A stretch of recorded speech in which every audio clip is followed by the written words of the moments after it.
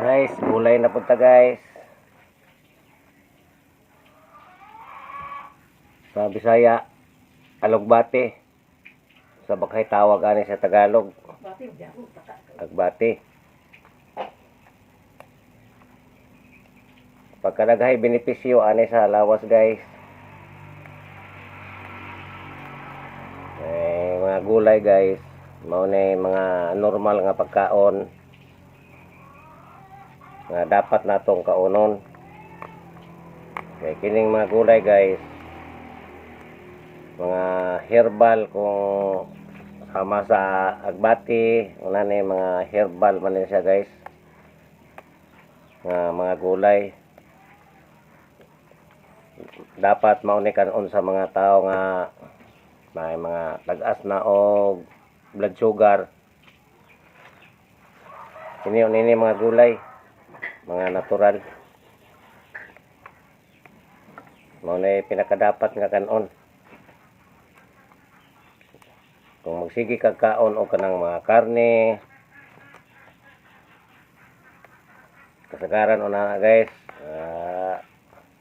magka high blood, magka diabetes. Pinakalami gid ang gulay. Sama ani. Manang ako gulay gid ako guys. Kay gusto kong maagapan ang ako ang diabetes. Kay kini siya mao na mga pagkaon nga para sa may high blood, diabetes, dili kay anang karni lang karni. Mulala ang imong mga high blood ana guys. Kung magsige ka og mga karni, dapat sa naay mga high blood, diabetes, unani lang guys, gulay. Muna dapat jud kan una to guys.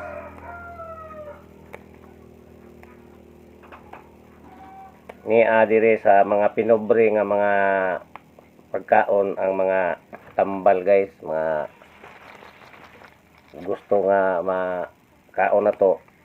Kaya sa mga pinobre. Pero adto ka sa mga pagkaon nga dinato kasagaran adto magka kolesterol, kung hingaon ka labi na mahilig kay kaanang humba. Kaya mo man mga pagkaon sa mga kwartahan.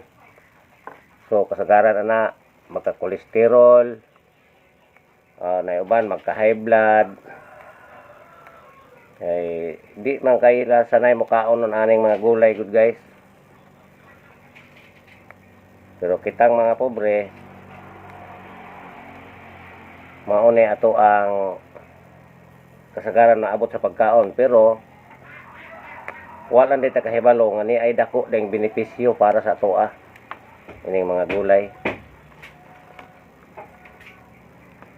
Maayo gid ng mga gulay-gulay lang sa bukid. Kay kung naka-observe mo guys, kaniadto kanang mga tigulang, matingala ko kaniadto nga moabot man ag tag-sobra gatos ka tuig. Kanya ilang mga pagkaon kaniadto guys, nakaabot pa magikuha ng mga tigulang kaniadto akong mga kaapuhan.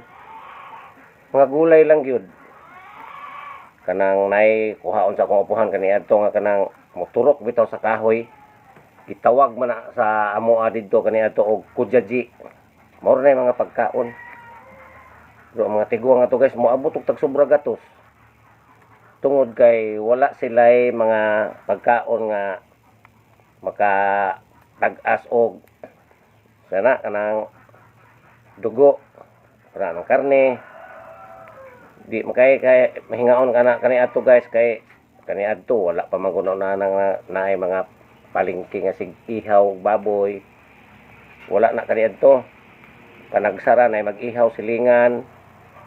Anak lang makakaon. Pero dili kay mahilig ang mga tigulang kaniadto og mga karne-karne, gulay gid ilaha. So nagkaedad gid sila guys og tag-sobra gatos. Kaya sanay man sila mukaon nun ani gulay. Kunya di pud sila mogamit kaniadto ako nadumduman guys, di mo gamit og bitsin.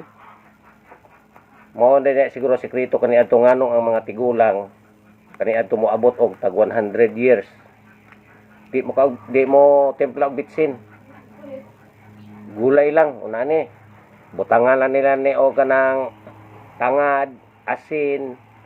Una na ang mga tigulang kaniadto. So nagkaedad og tagsobra gatos. Karon sa ato guys, sa kadaghan ng mga ingredients sa mga pagkaon, mupalitaan ng mga napanagi kuan nga bitsin, napanang magic sarap. So tanawa kita karon guys. Murag gahi naman kay ta kaabot og 60 tungod sa atong mga pagkaon. Niya ara sekreto guys. Gulay. Gwapo naman kay nang gulay og imo nga pritohon. Gisahon ni magmantika, butang toyo. Gwapo naman kay ni guys. Kakanuno na kitag sudan kanis bukid nga wa man kita ipalit ilugsong sa syudad og mga pagkaon nga kadtong mga pagkaon nga makadaot hinuon sama sa mga baboy unana. Kung ini ra gid sa amo adire kung kakanuno na og sudan pagmantinir ra intawon og Bisaya nga manok guys. Di ba tinuod man kinsa sa inyo nga nas bukid? Di ba? Kita nga taga bukid pag gusto na ta mo ka og sudan na wa man tay kwarta nga ilugsong dito sa lungsod na layo pa kaayo, magmantinir ra kita tinuod guys og manok Bisaya. Alam niyo na no? Tinuod kay na.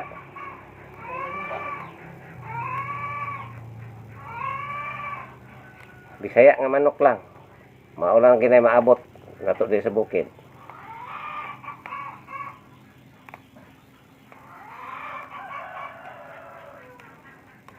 Kini gulay mo na pinakamaayo. Mo na health ng mga pagkaon.